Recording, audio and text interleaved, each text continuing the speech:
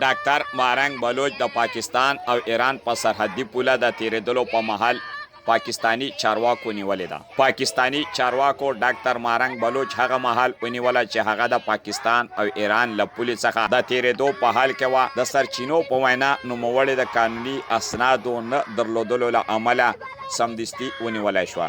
ډاکټر مارنګ بلوچ دا مهال د وفاقي تحقیقاتي ادارې افایې په تحقیق کې ده چیرې چې هغه د ناقانونه پولې د تیریدلو له عاملونو په اړه تحقیقات ترې کوي. چارواکي وایي چې له دوی څخه له بیلو پوښتنې کیږي د پیښې تر شا انګیزه ښه معلومه شي. ډاکټر مارنګ بلوچ خلاف د غیر قانوني د پولې د تیریدلو په تور افایې درج شوې مقدمه کې نیولې ده. سرچینو د معلوماتو له مخې هغه به ډیر زر د کوټې محکمې ته وړاندې شي او هلته به یې په ضد قانوني کړنلارې ترسره شي.